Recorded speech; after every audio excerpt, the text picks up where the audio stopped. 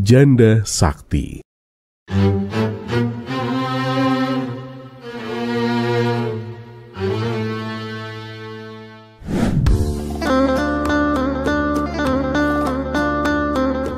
Assalamualaikum warahmatullahi wabarakatuh. Semoga semua kebaikan terlimpah kepada kita semua. Amin ya rabbal alamin. Dikisahkan Abu Jahil baru saja melangsungkan pernikahan dengan seorang janda yang cantik. Beberapa hari kemudian Abu Nawas main ke rumahnya untuk mengucapkan selamat. Tak lupa ia juga membawa hadiah atas pernikahan Abu Jahil. Aduh, maaf ya Abu Jahil, aku baru bisa datang belakangan ini. Aku sering dipanggil ke istana, kata Abu Nawas. Tidak apa-apa Bu Nawas, ayo silakan duduk, balas Abu Jahil. Ketika mereka berdua tengah asik mengobrol, tiba-tiba istri baru Abu Jahil keluar dari kamar dan berkata manja kepada Abu Jahil. Suamiku, mataku sakit. Abu Jahil pun segera menghampiri sang istri dan mencium kedua matanya. Gimana sakitnya? Udah mendingan? Tanya Abu Jahil. Iya, aku sudah tidak merasakan sakit, jawab istrinya manja. Tapi tanganku masih sakit suamiku. Kenapa dengan tanganmu? Tanya Abu Jahil khawatir. Tadi waktu nyuci kayaknya keseleo, jawab istrinya. Aduh, tangan yang mana yang sakit? Biar aku cium, ujar Abu Jahil. Sang istri pun memberikan tangan kanannya. Lalu oleh Abu Jahil diciumnya tangan tersebut. Gimana, sakitnya sudah hilang kan? Tanya Abu Jahil. Iya, sudah hilang, jawab istrinya penuh manja. Ia pun lalu kembali masuk ke dalam kamar. Sementara itu Abu Nawas yang sedari tadi menyaksikan hal itu merasa takjub dengan kesaktian Abu Jahil. Wah, Abu Jahil, aku tidak menyangka ternyata kamu sakti juga ya. Hanya dengan menciumnya saja semua penyakit bisa langsung sembuh, kata Abu Nawas. Abu Jahil pun tersenyum bangga dengan pujian yang ia terima. Oh ya Abu Jahil, kebetulan aku juga sedang menderita suatu penyakit. Maukah kamu menyembuhkanku? Pinta Abu Nawas. Ya bisa lah, beritahu aku apa penyakitmu? Tanya Abu Jahil. Begini Abu Jahil, selama ini kan aku menderita ambeien. Jadi tolong cium pantatku supaya ambeianku ini hilang Abu Jahil, kata Abu Nawas memohon. Sontak Abu Jahil pun menjadi emosi. Ia pun segera mengusir Abu Nawas dari rumahnya. Pergi dong, dasar orang gila, bentak Abu Jahil. Seketika Abu Nawas pun lari terbirit-birit meninggalkan Abu Jahil sambil tertawa.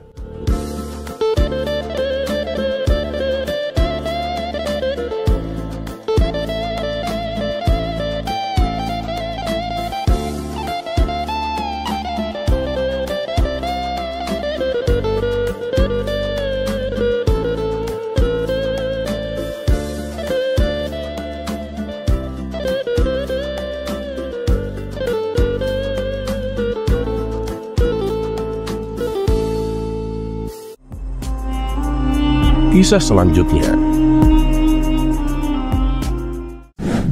hadiah maksiat.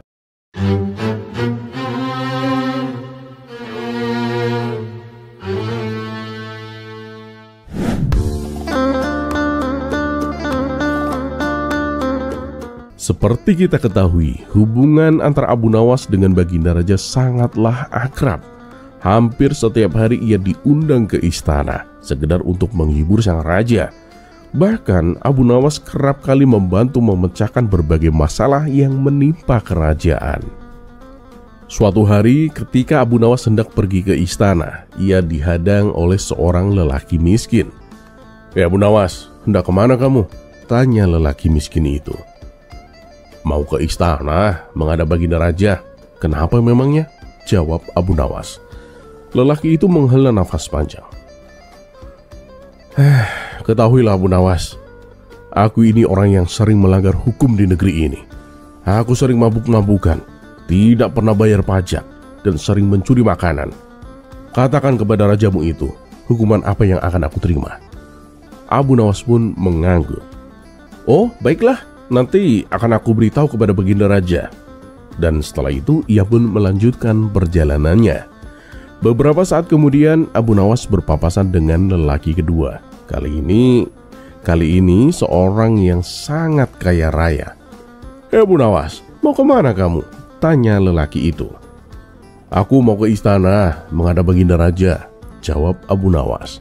Lelaki kaya itu tersenyum dengan bangga. Abu Nawas, aku ini orang yang tidak pernah melanggar hukum. Aku tidak pernah mabuk, berjudi, atau mencuri. Aku juga taat membayar pajak. Katakan kepada rajamu itu, hadiah apa yang pantas aku terima? Mendengar itu, Abu Nawas pun menjawab dengan singkat. Oh, baiklah, nanti akan aku sampaikan kepada Baginda Raja. Dan sesampainya di istana, Abu Nawas pun menyampaikan kepada Baginda Raja tentang dua orang yang ia temui di jalan. Sontak, Baginda Raja marah mendengar kisah lelaki pertama. Wah, kurang ajar. Berani benar dia melanggar hukum di negeri ini. Katakan kepadanya Abu Nawas, aku akan menghukumnya. Namun ketika mendengar cerita tentang lelaki kedua, Baginda Raja justru tersenyum dan memujinya. Nah, lelaki yang taat hukum dan rajin membayar pajak pantas mendapat hadiah Abu Nawas. Abu Nawas pun pulang dan menemui lelaki pertama. Baginda Raja sangat murka kepadamu, kata Abu Nawas, dan dia akan menghukummu. Namun bukannya takut atau sedih, lelaki itu malah tertawa kegirangan. Bahkan saking senangnya ia sampai menari-nari di depan Abu Nawas. Abu Nawas pun heran dibuatnya. Lah, kamu ini aneh, akan dihukum tapi malah bahagia. Lelaki itu menjawab sambil tersenyum. Bagaimana aku tidak bahagia Abu Nawas? Seorang raja yang bijaksana mau mengenaliku. Ketahuilah, sejak aku gemar bermaksiat, orang-orang enggan mendekatiku, bahkan tak mau mengenalku. Tapi hari ini, rajaku sendiri ingin menghukumku. Itu artinya, aku diakui keberadaanku Abu Nawas. Abu Nawas pun manggut-manggut. Oh, jadi itu alasannya. Kemudian Abu Nawas mendatangi lelaki yang kedua. Kawan, Baginda Raja sangat suka kepadamu dan akan memberimu hadiah, kata Abu Nawas. Tapi lelaki itu malah terlihat biasa saja. Aku sudah menduganya. Ya, aku kan memang pantas mendapatkannya. Jadi tak ada yang perlu dibanggakan. Setelah memberitahu keduanya, Abu Nawas kembali ke istana dan melapor. Baginda Raja pun memerintahkan. Baiklah Abu Nawas, besok suruh keduanya menghadap ke istana. Dan keesokan harinya, kedua lelaki itu pun datang. Namun yang terjadi justru sebaliknya. Lelaki pertama disuruh pulang dan diberi hadiah, sedangkan lelaki kedua malah dijebloskan ke penjara. Abu Nawas pun terkejut. Ia pun segera menghadap Baginda Raja. Ampun Paduka yang mulia, sepertinya Paduka telah salah menghukum orang. Lelaki pertama itu pelaku maksiat dan melanggar hukum Paduka, tapi malah dibebaskan bahkan diberi hadiah. Sedangkan lelaki kedua yang taat dan jujur justru dihukum penjara. Mengapa bisa demikian Paduka? Baginda Raja pun tersenyum dengan bijak. Begini Abu Nawas, lelaki pertama meskipun berbuat salah, ia tetap bahagia dengan apapun yang aku berikan, bahkan jika itu hukuman.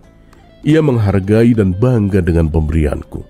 Karena itu aku membebaskannya dan memberinya hadiah, dengan syarat ia tidak mengulangi perbuatannya.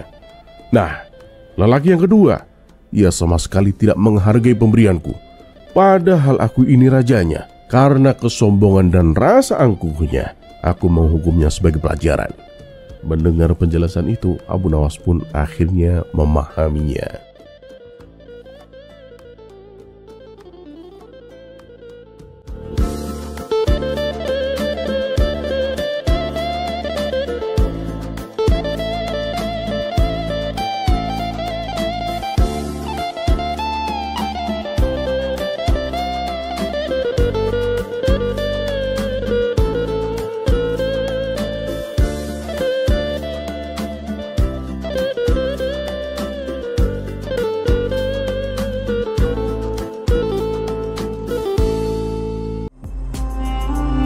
kisah selanjutnya. Fitnah ulama.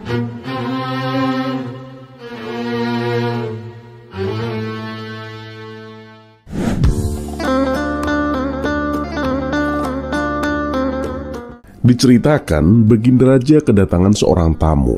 Tamu tersebut merupakan ulama yang sangat alim. Jangankan rakyat biasa, Baginda Raja sendiri sangat menghormati dan memuliakan ulama alim itu.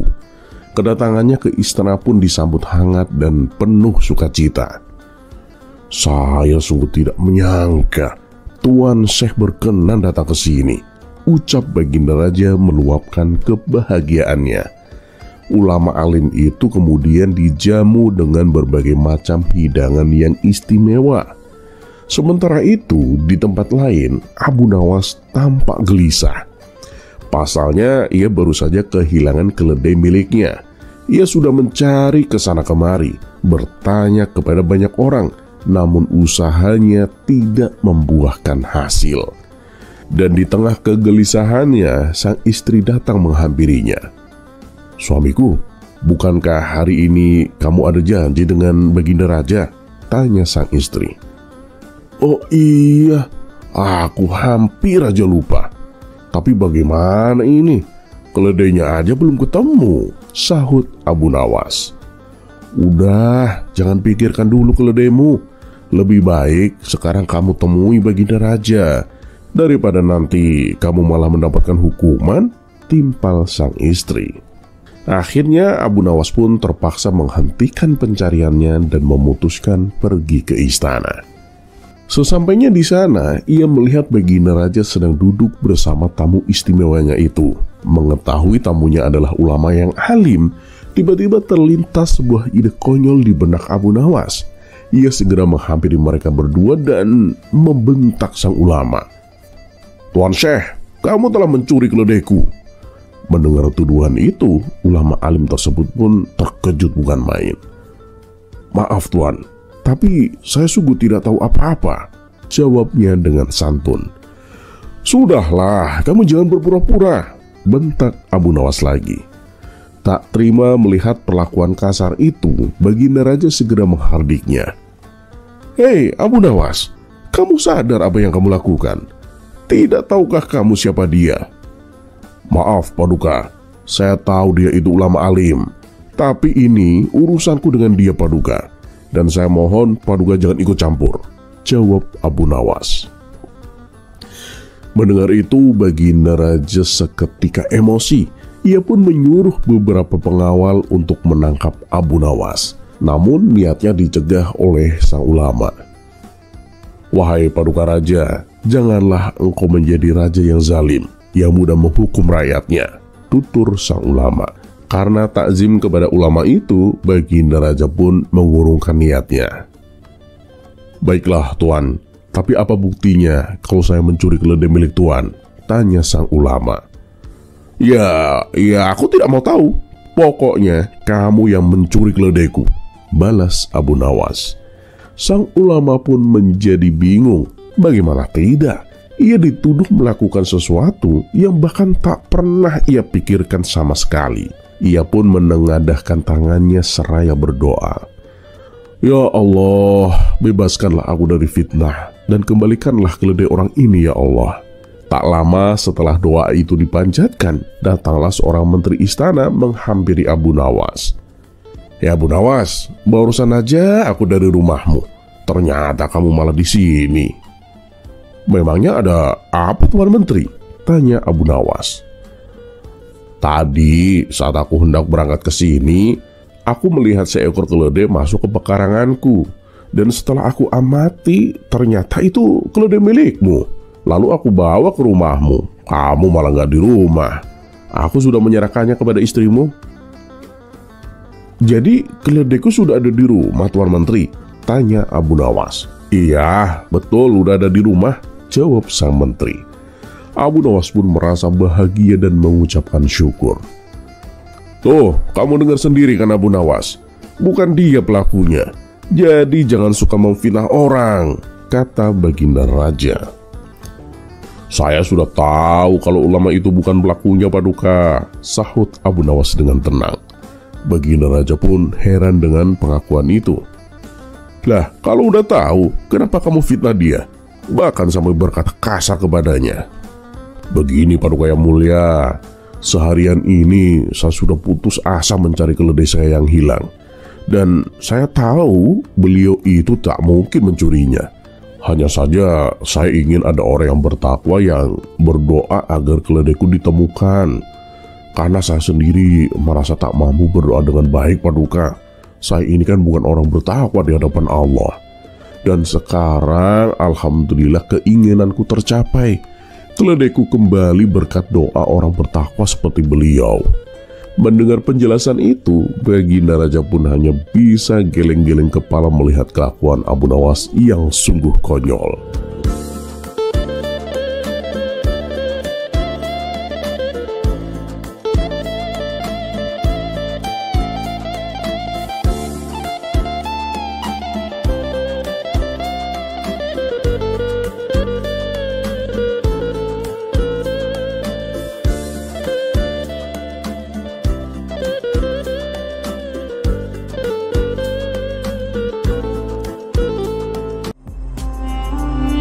Kisah selanjutnya,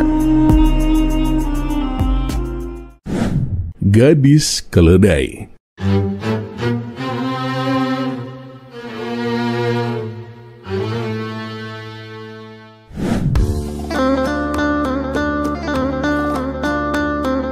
Diceritakan, hakim kota yang biasanya bertugas sedang diutus Baginda Raja pergi keluar kota untuk mewakilinya memenuhi undangan.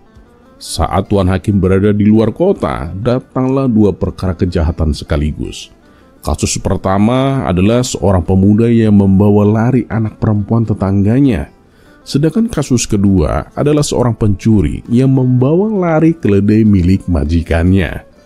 Masyarakat bingung harus membawa kasus ini kepada siapa, sebab kedua tersangka sudah ditangkap dan siap untuk diadili. Sementara hakim yang biasa bertugas sedang tidak ada. Akhirnya para warga pergi ke istana sambil membawa kedua terdakwa untuk disidangkan. Saat itu Baginda Raja sedang duduk santai berbincang dengan Abu Nawas. Melihat banyak warga datang sambil menyeret dua orang yang terikat, Baginda Raja pun terperanjat dan bertanya, "Ada masalah apa ini? Kenapa kalian mengikat kedua orang itu?" "Maaf, Paduka yang mulia, mereka berdua ini adalah tersangka kejahatan, Paduka. Kami ingin supaya mereka diadili," jawab salah seorang warga. "Tapi kenapa dibawa ke sini? Seharusnya kalian bawa ke pengadilan," ujar Baginda Raja. "Bukankah Tuan Hakim sedang keluar kota, Paduka? Lalu siapa yang akan mengadili mereka? Makanya kami bawa ke sini supaya lekas diputuskan, Paduka," sahut para warga. Baginda Raja pun tersadar dan meminta maaf.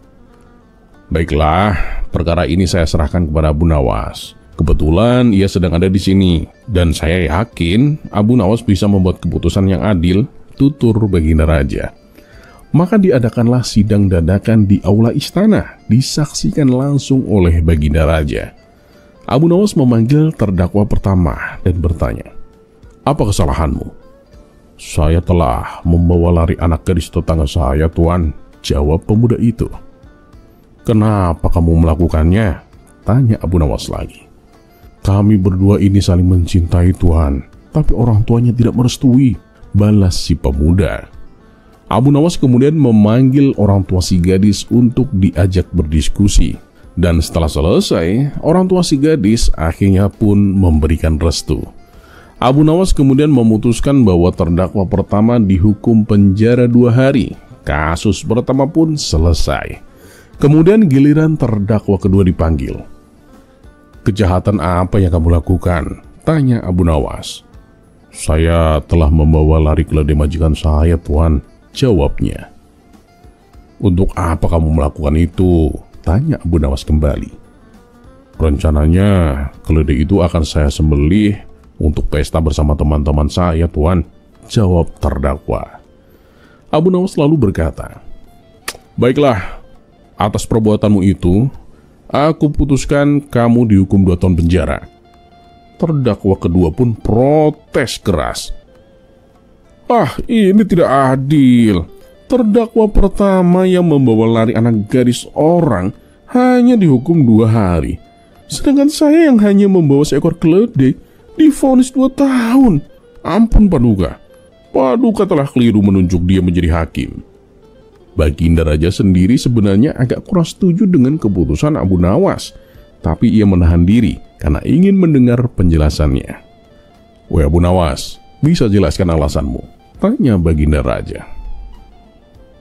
Abu Nawas pun menatap terdakwa kedua dan menjawab, "Begini, terdakwa pertama saya vonis penjara 2 hari karena ia bersedia menikahi gadis yang ia bawa lari.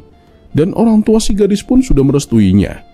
Ya, kalau kamu bersedia menikahi keledai yang kamu bawa lari, maka kamu juga akan saya hukum 2 hari saja, seperti terdakwa pertama. Bagaimana? Bersedia kamu?" Mendengar penjelasan itu, Baginda Raja pun tertawa terpinggal-pinggal. Sementara terdakwa kedua hanya bisa pasrah menerima vonis 2 tahun penjara yang dijatuhkan kepadanya.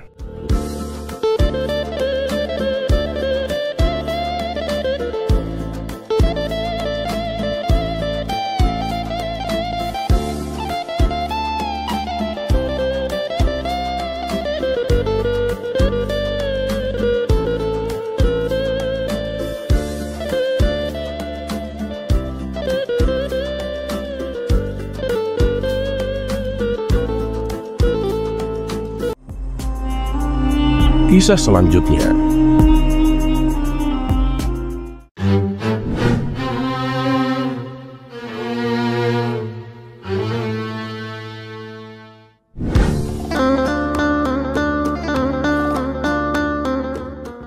Suatu ketika, Abu Nawas pergi keluar kota untuk menemui sahabat lamanya. Setibanya di sana, Abu Nawas menuju rumah sahabatnya yang ternyata rumah itu sudah tak berpenghuni. Karena tak ingin perjalanannya menjadi sia-sia, Abu Nawas terus mencari keberadaan sahabat lamanya. Ia pun bertanya kepada orang di sekitar yang kebetulan melintas. "Maaf kawan, apakah tahu kemana pindahnya orang yang menghuni rumah ini? Dia itu sahabatku, dan aku ingin menemuinya," tanya Abu Nawas. "Wah, dia sekarang mah sudah pindah. Dia sudah menjadi saudagar kaya. Tak mungkinlah mau menempati rumah yang kecil dan kumuh seperti itu," jawabnya. Lalu orang tersebut menunjukkan alamat baru sahabatnya. Maka pergilah Abu Nawas menuju alamat yang ditunjukkan. Sesampainya di sana, betapa terkejutnya Abu Nawas. Sahabat lamanya kini menempati rumah yang megah dan indah. Abu Nawas kemudian mengetuk pintu dan mengucapkan salam. Saat sahabatnya membukakan pintu, ia langsung kegirangan melihat kedatangan Abu Nawas. "Silakan masuk Abu Nawas, silakan. Anggaplah rumah sendiri," sambut sahabatnya penuh sukacita. "Wah, kamu hebat ya sekarang, sudah menjadi saudagar kaya. Rumahmu juga besar dan megah," puji Abu Nawas. "Ya, alhamdulillah Abu Nawas, ini semua berkat doa dan kerja kerasku," balas sahabatnya. Setelah ngobrol panjang lebar, sahabatnya lalu mengeluh tentang keadaan yang sedang dialaminya. "Saya bingung Abu Nawas dengan sikap kedua istriku," tutur sahabatnya. "Apa? Kamu punya 2 istri? Luar biasa. Begini nih kelakuan laki-laki kalau sudah kaya. Pasti istrinya lebih dari 1, ledek Abu Nawas. "Memangnya kamu kenapa bingung? Kamu kan punya harta banyak. Yang penting masing-masing diberikan haknya secara adil. Pasti semua akan beres," kata Abu Nawas melanjutkan. "Kalau masalah itu sih mudah Abu Nawas. Tapi aku dipusingkan dengan sikap kedua istriku. Mereka berdua itu menuntut perhatian yang lebih. Setiap kali mereka berdua berkumpul, mereka selalu saja bertanya kepadaku, manakah di antara mereka yang paling aku cintai. Kalau aku jawab keduanya sama-sama aku cintai, mereka tak mungkin percaya. Tapi aku juga tidak mungkin menyebut salah satu dari keduanya. Yang ada nanti mereka berdua malah menjadi bertengkar dan menuduhku tidak adil," kata sahabatnya mengadu. Abu Nawas selalu mengatakan bahwa keadilan memang tidak sama dengan perlakuan yang sama. sekalipun misalnya memberi barang yang sama persis. Sahabatnya itu kemudian mendesak Abu Nawas. Bagaimana caranya Abu Nawas agar kedua istriku tak lagi bertanya kepadaku mana yang lebih aku cintai dari keduanya? Kemudian Abu Nawas memberi saran agar kedua istrinya masing-masing diberi batu berwarna biru secara terpisah. Bilang sama kedua istrimu supaya merahasiakannya. Sekarang temuilah mereka di kamarnya masing-masing, perintah Abu Nawas.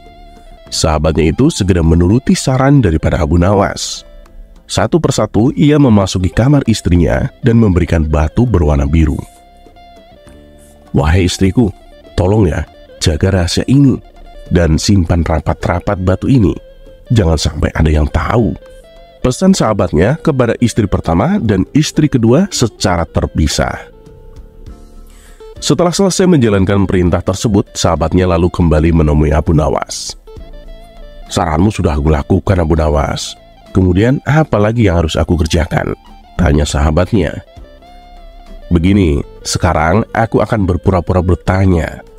Dan kamu jawab dengan suara yang lantang agar kedua istrimu mendengar, ucap Abu Nawas. Lalu Abu Nawas bertanya dengan suara yang cukup keras. Wahai sahabatku, kedua istrimu itu sangat cantik. Lalu mana istri yang paling kamu cintai? Sahabatnya itu juga menjawab dengan suara yang tak kalah lantang. Istri yang paling ku cintai dari keduanya, ya yang aku beri batu berwarna. Dari dalam kamarnya masing-masing, kedua istri sahabatnya merasa dirinya yang paling dicintai oleh suaminya. Dan sejak itu, mereka tak pernah lagi bertanya, siapa dari mereka yang paling dicintai oleh suaminya.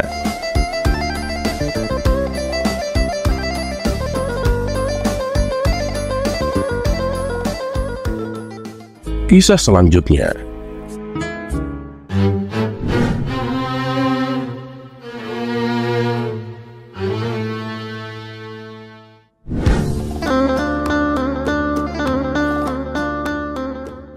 Dikisahkan ada seorang menteri yang usianya semakin menua. Meskipun demikian, ia ingin selalu tampil muda dan gagah di depan orang-orang. Tapi yang namanya usia tak mungkin bisa dibohongi. Apalagi dengan warna janggutnya yang sudah mulai memutih. Suatu ketika sang menteri akan mengadakan pesta yang hanya dihadiri oleh orang-orang pilihan. Dan untuk menambah semaraknya suasana pesta, Tuan Menteri tak lupa mengundang serta Abu Nawas. Maka diperintahkanlah beberapa pengawal untuk memanggil Abu Nawas di rumahnya. Sesampainya di rumah Abu Nawas, salah satu pengawal berkata, Tuan Abu, nanti malam Anda diundang pesta di rumah Tuan Menteri. Mendengar kabar tersebut tentu saja membuat Abu Nawas kegirangan. Baik, nanti malam saya akan ke sana. Oh iya, sampaikan salam hormat saya untuk Tuan Menteri, balas Abu Nawas. Wah, asik nih, nanti malam saya akan menyantap hidangan yang lezat, batin Abu Nawas. Singkat cerita, malam pun tiba. Abu Nawas bergegas menuju rumah Tuan Menteri. Setibanya di sana, Abu Nawas disambut hangat layaknya tamu kehormatan. Tuan Menteri lalu mempersilahkan Abu Nawas duduk bersama para tamu undangan yang lain. Dan tidak berapa lama kemudian, hidangan lezat mulai disajikan di atas meja. Melihat hal itu, Abu Nawas sudah tidak sabar untuk menyantapnya. Sembari mengambil hidangan di hadapannya, Abu Nawas berpura-pura berbosa basi. Ngomong-ngomong, pesta dalam rangka apa nih? Jangan-jangan Tuan Menteri naik jabatan ya? Tanya Abu Nawas. Bukan Abu Nawas, ya hanya pesta syukuran kecil-kecilan untuk menyambut tanggal hari kelahiranku, jawab Tuan Menteri. Oh, pantesan, balas Abu Nawas. Pantesan kenapa Abu Nawas? Tanya Tuan Menteri penasaran. Pantesan hidangannya enak-enak, dan Tuan Menteri juga terlihat gagah dan berwibawa, puji Abu Nawas. Ah, kamu bisa saja Abu Nawas, balas Tuan Menteri dengan tersipu malu. Saat tengah asik menyantap hidangan, tiba-tiba salah satu tamunya berkata, Maaf Tuan Menteri, janggut Tuan Menteri kayaknya sudah mulai beruban. Mungkin akan lebih indah Tuan jika janggutnya dicat menjadi warna hitam. Mendengar itu, Tuan Menteri yang tadinya berseri-seri mendadak berubah menjadi emosi. Kurang ajar kamu. Kau pikir aku ini sudah tua bangka? Kamu menghina saya, bentak Tuan Menteri. Ampun Tuan Menteri, saya sama sekali tidak bermaksud demikian, jawab tamu tersebut ketakutan. Pengawal, tangkap orang ini dan masukkan ke dalam penjara 3 hari. Perintah Tuan Menteri kepada para pengawalnya. Dengan sigap, para pengawalnya langsung menyeret tamu tersebut untuk dimasukkan ke dalam penjara. Ternyata kemarahan Tuan Menteri tidak berhenti sampai di situ. Ia lantas bertanya kepada tamu undangan yang lain. Apakah kamu lihat ada uban di janggutku? Tanya Tuan Menteri. Karena takut dihukum, tamu yang ditanya kali ini menjawab dengan berkata bohong. Hampir tidak ada Tuan Menteri, jawabnya. Apa maksudmu dengan hampir? Pengawal, seret orang ini ke dalam penjara, teriak Tuan Menteri. Tamu kedua pun dibawa oleh pengawal untuk dimasukkan ke dalam penjara. Atas kejadian itu, suasana pesta yang tadinya meriah kini berubah menjadi menegangkan. Untuk ketiga kalinya, Tuan Menteri mengajukan pertanyaan yang sama kepada tamu selanjutnya. Apa kau lihat ada uban di janggutku? Tanya Tuan Menteri. Karena takut dihukum seperti kedua tamu sebelumnya, tamu kali ini menjawab dengan berkata bohong. Sama sekali tidak ada Tuan Menteri. Bahkan janggut Tuan Menteri terlihat hitam dan indah, jawab tamu yang ketiga. Wah, kamu pembohong, bentak Tuan Menteri. Pengawal, berikan ia 10 cambukan di punggungnya, dan kemudian penjarakan dia selama sebulan, perintah Tuan Menteri. Akhirnya Tuan Menteri menoleh ke arah Abu Nawas. Tapi Abu Nawas terlihat asik menyantap makanan, seolah sedang tidak terjadi apa-apa. Apa kau lihat uban di janggutku? Tanya Tuan Menteri. Abu Nawas yang sedang asik menyantap makanan tidak menghiraukan pertanyaan Tuan Menteri. Hoi Abu Nawas, aku bertanya kepadamu, bentak Tuan Menteri. Mendengar namanya disebut, Abu Nawas pun menoleh ke arah Tuan Menteri dan menghentikan makannya untuk sementara. Maaf Tuan Menteri bertanya kepada saya, sahut Abu Nawas. Iya, aku bertanya kepadamu. Apakah kau melihat uban di janggutku? Tanya Tuan Menteri. Sebenarnya saya ingin menjawabnya Tuan Menteri, tapi saya ini kan buta warna, jadi saya tidak tahu mana warna hitam dan mana warna putih, ucap Abu Nawas. Ia pun kembali meneruskan makannya. Jawaban Abu Nawas yang singkat tapi menggelikan membuat Tuan Menteri tertawa terpinggal-pinggal. Wajahnya yang tadi penuh emosi seketika redam dan kembali tenang. Dan untuk mencairkan suasana, setelah Abu Nawas selesai makan, ia menceritakan beberapa kisah lucu yang membuat seisi ruangan penuh gelak tawa.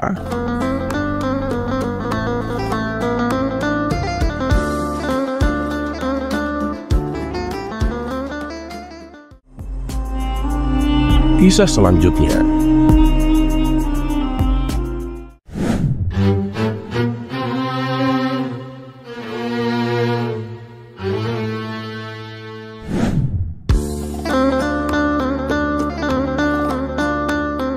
Seperti biasa, setiap pagi Abu Nawas pergi ke hutan untuk mencari kayu bakar.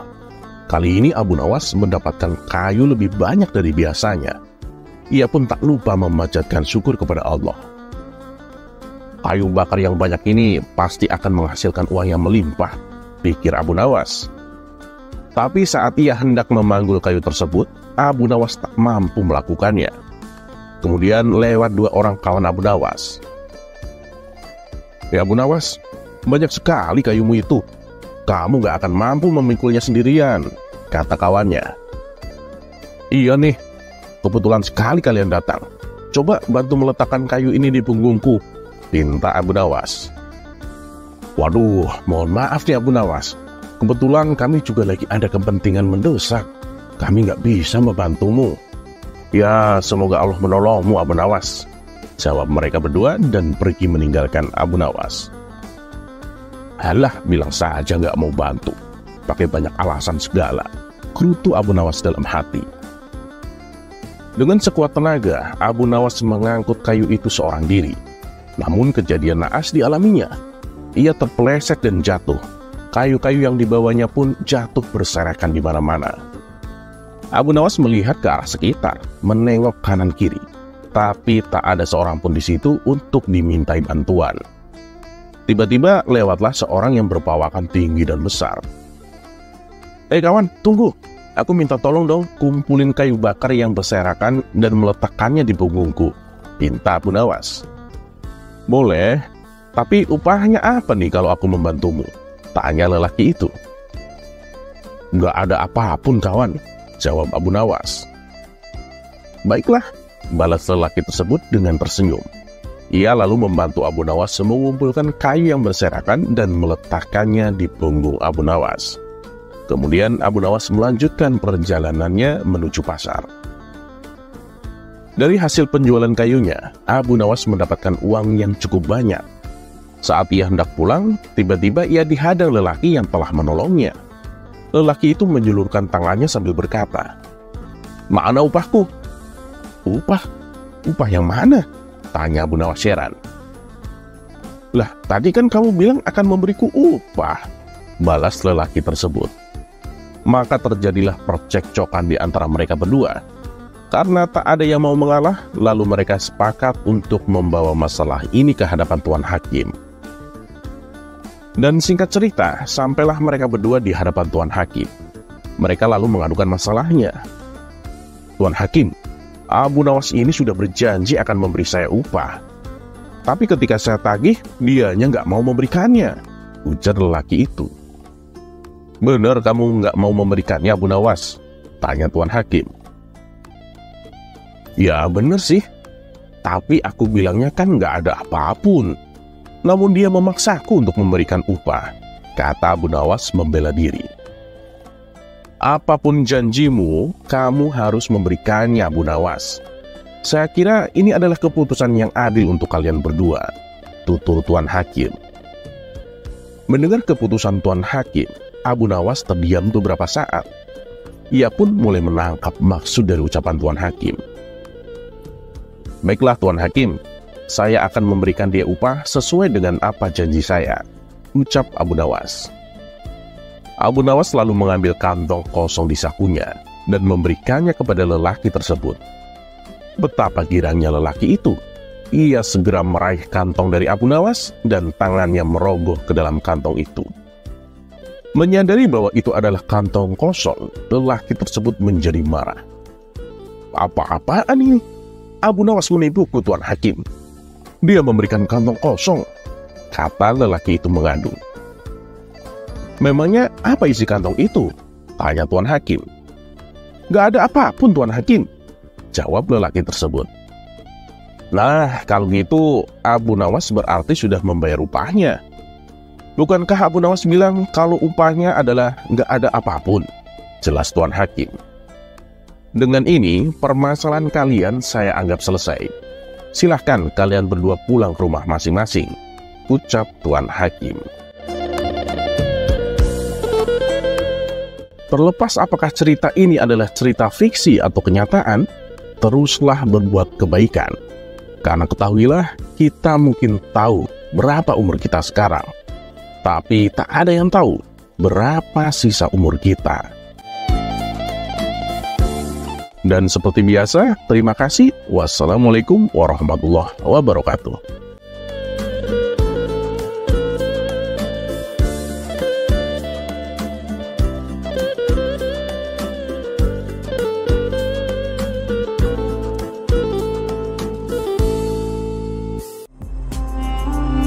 Kisah selanjutnya.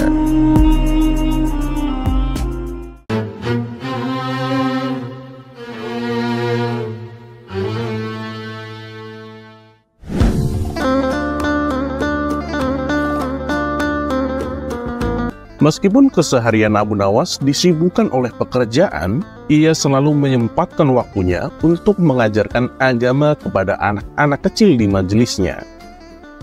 Dari sekian banyak anak-anak yang ia didik, ada salah satu anak yang paling pintar. Tapi si anak ini juga terkenal badung. Anak ini bernama Ali Mustafa. Suatu hari saat Abu Nawas sedang mengajar, murid-muridnya terlihat antusias mendengarkan ilmu yang disampaikan Abu Nawas. Kala itu Abu Nawas sedang menerangkan tentang surga dan neraka. Di antara kalian ada yang tahu nggak surga itu apa? Tanya Abu Nawas kepada murid-muridnya. Semua muridnya terdiam. Tiba-tiba Ali Mustafa mengacungkan tangannya. Saya tahu guru, teriak Ali Mustafa. Ya Ali, silakan dijawab, balas Abu Nawas. Surga itu adalah tempat yang indah guru, tempat kembalinya orang-orang yang bertakwa, jawab Ali Mustafa. Benar sekali, kamu memang pintar Ali, puji Abu Nawas. Nah sekarang, di antara kalian, apa ada yang tahu apa itu neraka? Tanya Abu Nawas melanjutkan. Semua muridnya kembali terdiam, dan lagi-lagi hanya Ali Mustafa yang bisa menjawab. Neraka itu tempat untuk menyiksa manusia, guru. Tempat kembalinya untuk orang-orang yang berdosa, jawab Ali Mustafa. Kamu benar sekali, Ali. Jadi, bila kalian ingin masuk surga, kalian itu harus bertakwa kepada Allah. Dan kalian harus berbuat baik kepada sesama manusia. Kalau kalian tidak bertakwa dan suka berbuat jahat kepada orang, ya maka kalian akan disiksa di neraka dengan api yang menyala-nyala. Tentunya kalian nggak mau kan? Nah, anak-anak, sekarang siapa yang ingin masuk surga? Tanya Abu Nawas kepada murid-muridnya. Saya guru, teriak mereka serempak. Tapi kali ini Ali Mustafa hanya terdiam. Ia tidak ikut berteriak seperti murid lainnya. Hal ini membuat Abu Nawas mengulang kembali pertanyaannya. Anak-anak, siapa yang ingin masuk surga? Coba acungkan tangannya, perintah Abu Nawas. Serempak murid-murid saling berlomba mengacungkan tangannya. Tapi anehnya, Ali Mustafa masih tampak diam saja. Ia tak ikut-ikutan mengacungkan tangan. Kemudian Abu Nawas mencoba bertanya kembali. Anak-anak yang ingin masuk surga, ayo coba berdiri, perintah Abu Nawas. Semua muridnya segera berdiri, kecuali Ali Mustafa. Ia masih tetap saja dalam posisi duduk. Abu Nawas pun menjadi heran dibuatnya.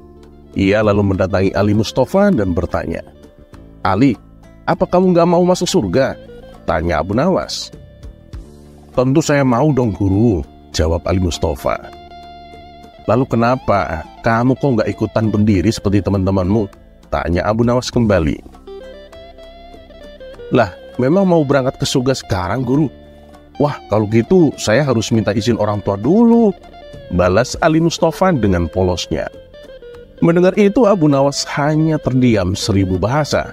Ia tak tahu mesti berkata apa lagi.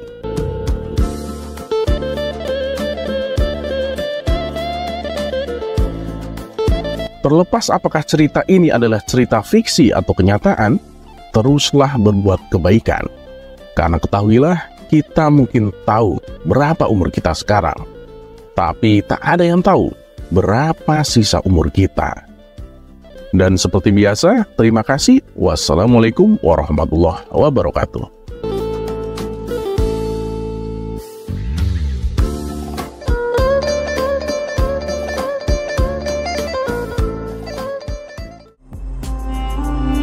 Kisah selanjutnya.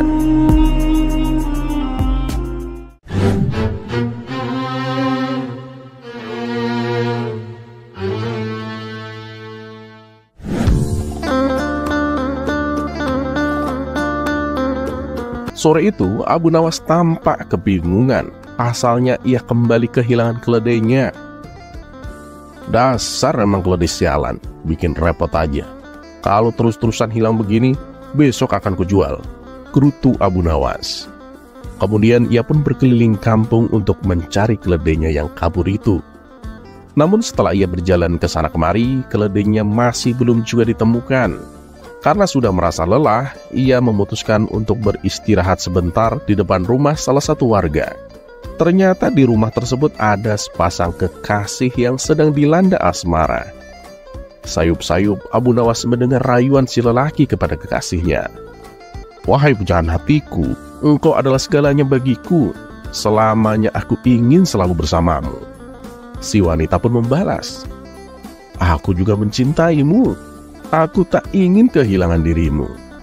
Si lelaki tak mau kalah. Wahai pujaan hatiku, Tidakkah engkau tahu, memandangmu itu seperti aku bisa melihat seisi dunia. Mendengar itu, Abu Nawas pun segera menghampiri mereka berdua. Nah, kebetulan aku sangat butuh bantuanmu, kata Abu Nawas kepada si lelaki. Melihat kedatangan Abu Nawas yang tiba-tiba, tentu saja membuat si lelaki terkejut dan terganggu. Tuan ini siapa? Dan mau apa datang kemari? Pergilah, jangan ganggu kami, balas si lelaki.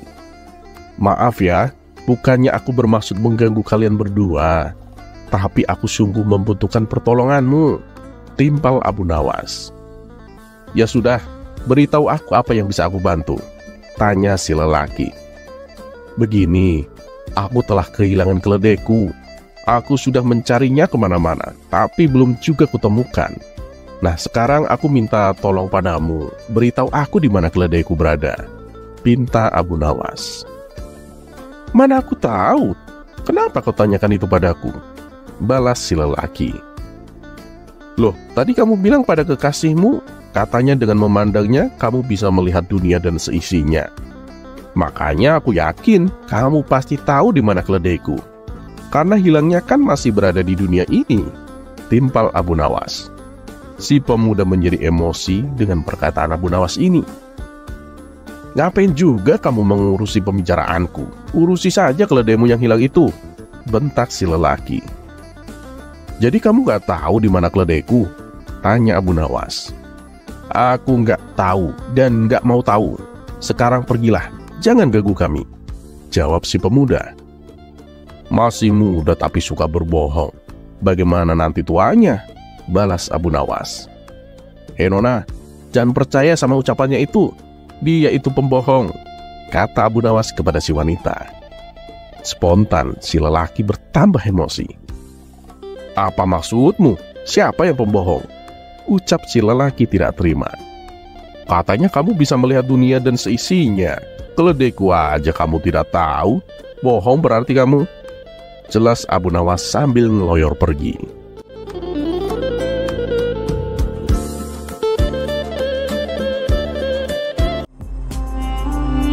Kisah selanjutnya.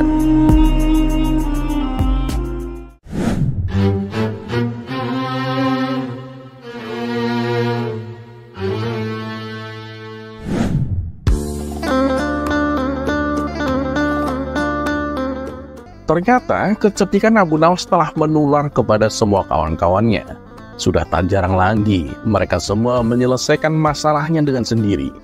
Sehingga suasana tongkrongan Abu Nawas kini makin seru, karena satu persatu dari mereka menceritakan pengalamannya masing-masing dalam menyelesaikan masalah. Atau setidaknya bisa terhindar dari masalah hanya dengan bermodal kata-kata. Bahkan tak jarang Abu Nawas memuji mereka yang dirasa level kecerdikannya hampir menyamai Abu Nawas. Salah satu kecerdikan kawan Abu Nawas adalah dalam kisah kali ini, yang bisa membalikan situasi 180 derajat hingga memenangkan dirinya. Berikut kisah lengkapnya. Di suatu pagi yang cerah, Baginda Raja terlihat sangat gembira. Dan untuk meluapkan kegembiraannya, ia duduk di taman istana sambil bersenandung. Sang permaisuri yang melihat hal itu pun lalu menghampirinya. Kelihatannya kamu sedang bahagia sekali, tanya sang permaisuri. Benar istriku, hari ini aku dapat kabar yang sangat baik, jawab Baginda Raja. Memangnya kabar baik apa hingga membuatmu sampai sebahagia itu?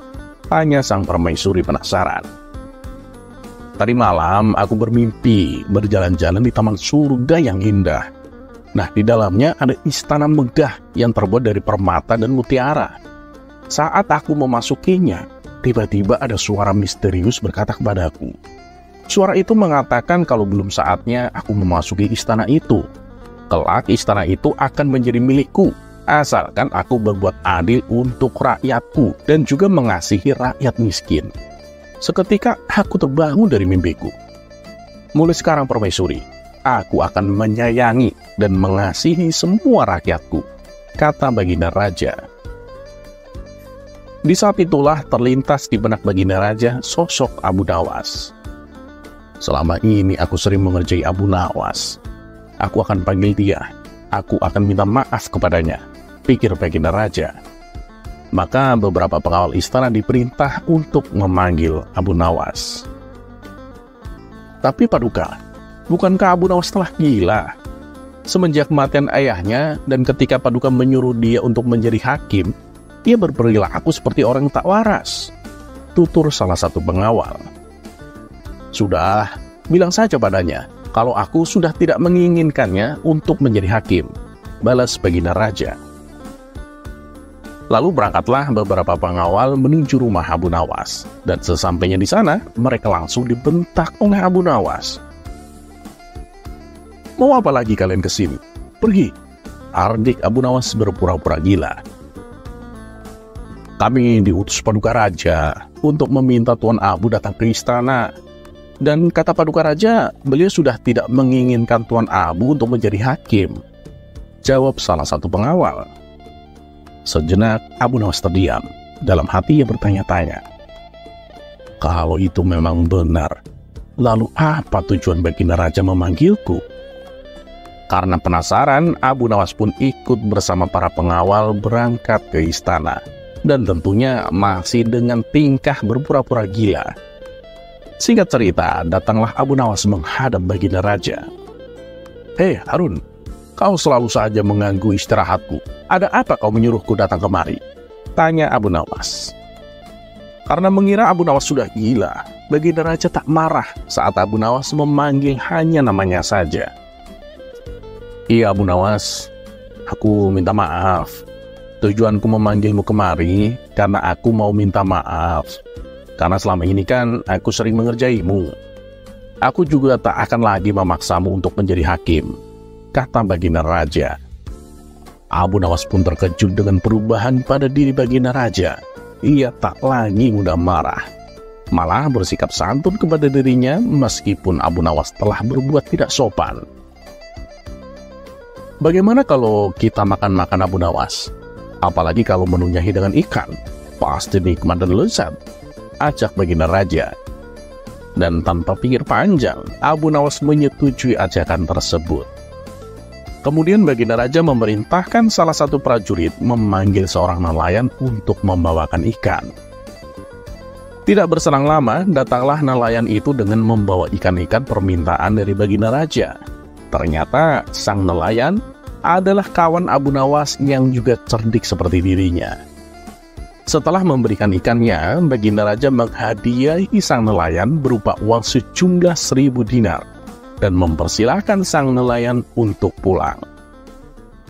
Saat si nelayan melangkah pergi, sang permaisuri berkata kepada Baginda Raja, Paduka, uang yang kau berikan itu terlalu besar. Itu bisa membuat iri para prajurit istana. Mereka pasti akan merasa dibeda-bedakan, protes sang permaisuri. Ya sudah, nanti semua prajurit akan saya naikkan upahnya menjadi 5.000 dinar, balas Baginda Raja. Prajurit kita kan jumlahnya ribuan.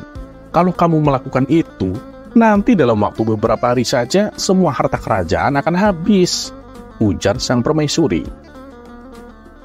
Lalu apa yang harus aku lakukan? Tanya Baginda Raja. Panggil nelayan tadi dan tanyakan padanya, apakah ikan itu jantan atau betina? Jika ia menjawab betina, katakan kamu tidak menyukainya. Dan bila ia menjawab jantan, maka katakan juga bahwa kamu tidak menyukainya.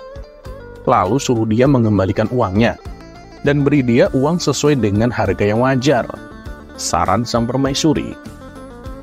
Abu Nawas yang masih berada di situ berkata kepada Baginda Raja, Harun, jangan mau diperdaya oleh seorang wanita. Tak perlu kau panggil nelayan itu, percuma saja.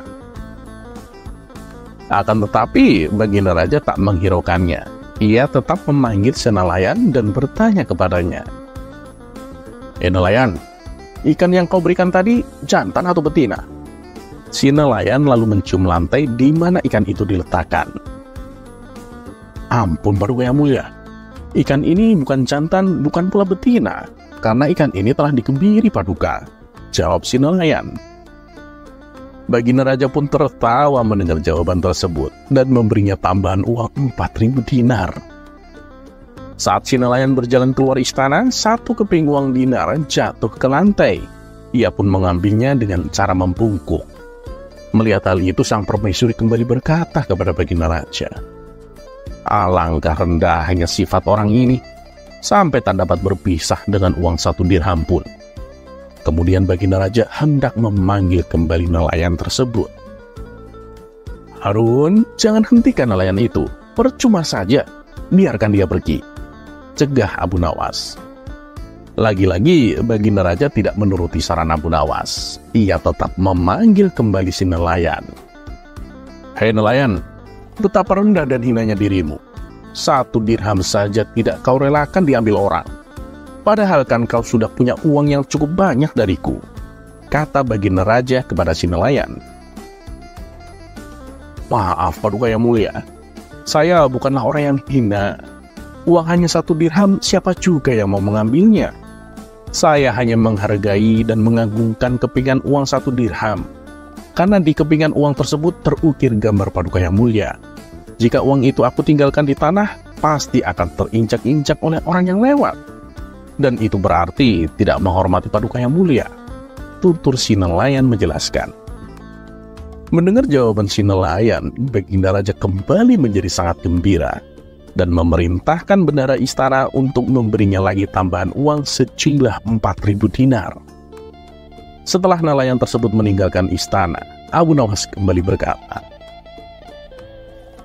"Harun, bukankah sudah aku katakan untuk jangan menghentikannya? Meskipun dia hanya seorang nelayan, tapi dia itu sangat cerdik, Harun." Baginda Raja kemudian menjawab, "Ternyata aku lebih gila darimu, Abu Nawas. Padahal kau telah menasehatiku, tapi aku tidak mau mendengarkannya. Malah menuruti wanita yang justru membuatku kehilangan banyak uang."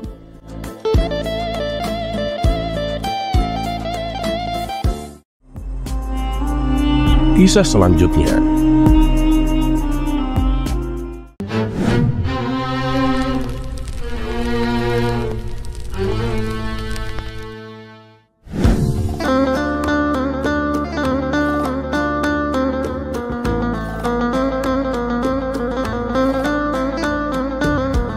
Kisah si cerdas Abu Nawas memang tak ada habisnya. Berbagai tingkah lakunya yang kocak, namun syarat dengan ilmu, selalu dinantikan dan menarik untuk didengarkan. Dan kali ini, dikisahkan Abu Nawas ingin menjadi pedagang garam. Berikut kisahnya. Musim kemarau yang berkepanjangan membuat Abu Nawas bingung untuk bercocok tanam. Sebelumnya ia sudah berusaha menanam kentang, tapi karena tidak ada hujan, maka panen kentang yang diperoleh sangat mengecewakan. Tak ingin mengalami kerugian untuk kedua kalinya, akhirnya ia mencoba berusaha untuk berdagang, yaitu menjual garam. Keinginannya itu ia sampaikan kepada istrinya. "Wahai istriku, rencananya aku ingin usaha jualan garam. Bagaimana pendapatmu?" kata Abu Nawas. "Berdagang garam itu ya bagus. Tapi, apa kamu sudah tahu di mana belanja garam yang murah?" tanya istrinya. "Ngapain harus beli? Aku akan mencarinya di laut. Allah kan sudah memberikan secara cuma-cuma, dan tugas kita adalah berusaha," ujar Abu Nawas. Esok paginya, Abu Nawas bersiap-siap untuk pergi ke laut. Setelah menempuh perjalanan agak lama, sampailah ia di tepian pantai. Dan singkat cerita, Abu Nawas berhasil membuat garam selama seminggu lamanya. Air laut dikumpulkan menjadi beberapa tempat.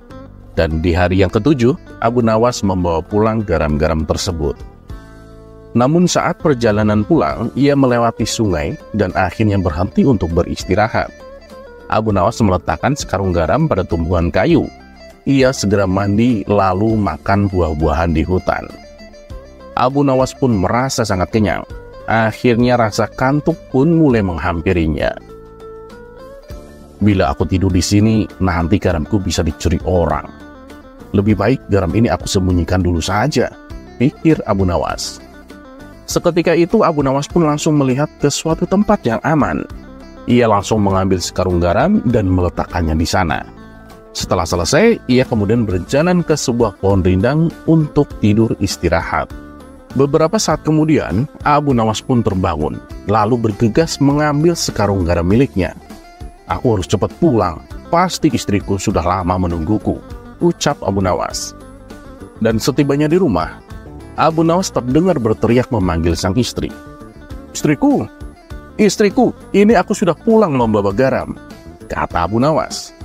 Lalu Abu Nawas meletakkan karung garamnya di sebuah alas yang sudah dipersiapkan. Begitu istrinya membuka karung garam itu, ia pun heran. "Loh, mana garamnya?" tanya sang istri. Di mana ya tadi aku letakkan? Emang nggak ada di dalam karung?" Wah, ternyata benar. Garamku dicuri orang sewaktu aku tidur tadi. Padahal aku sudah sembunyikan di tempat yang aman. Dan nggak mungkin rasanya ada orang yang mengetahuinya, tutur Abu Nawas. "Memangnya kamu sembunyikan di mana karung garamnya?" tanya sang istri kembali. "Ya biar aman aku sembunyikan di dalam sungai," jawab Abu Nawas. Sang istri pun hanya bisa menggelengkan kepala mendengar perkataan suaminya itu. Maka langsung tersebarlah kabar bahwa Abu Nawas menjual garam misterius, karena garam itu bisa hilang secara misterius.